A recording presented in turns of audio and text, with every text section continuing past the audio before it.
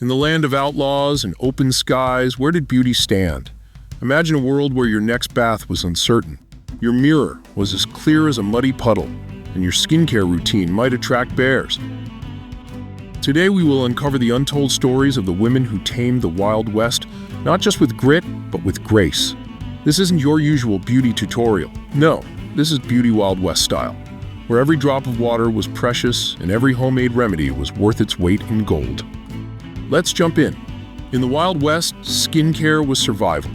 Women used what the land provided, from animal fat to shield their skin from the biting cold, to herbal pastes that promised to soothe the sun's scorch. Clean hair in the Wild West? Now that was a luxury. With water as scarce as the shady spot in the desert, washing your hair was an event, sometimes weeks in the making. But when soap and water weren't an option, women didn't just let it tangle and twist. They got creative.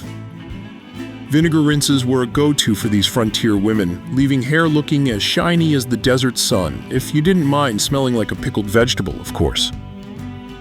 Hair care wasn't just about hygiene, it was a social affair. Women would gather to help one another braid, brush, and clean their hair, sharing stories and bonding in the process.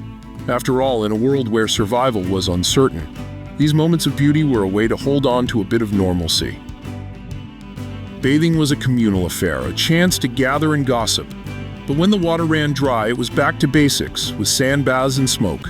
Yes, smoke. Ever tried smoking yourself clean? It's one way to keep the bugs away. In the days of the Wild West, even your monthly cycle called for ingenuity.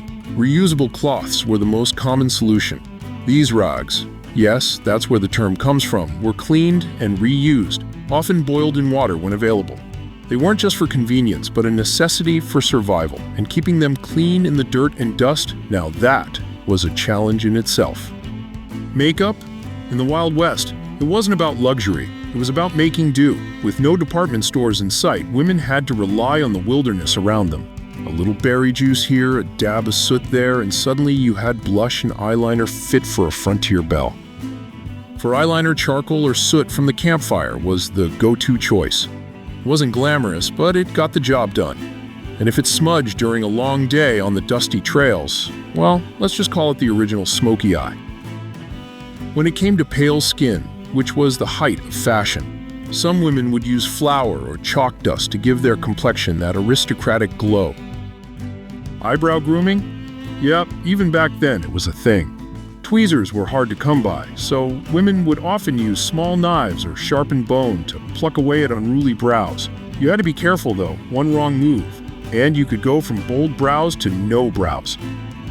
These pioneering women of the Wild West crafted beauty from the barren, turning every challenge into a chance for creativity. Their legacy, a testament to the power of resilience and the art of adaptation. Think that's all there is to pioneer life? Stay tuned. Next time, we'll dig into the gritty diet that fueled these frontier folk.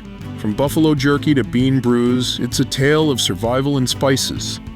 Thanks for watching.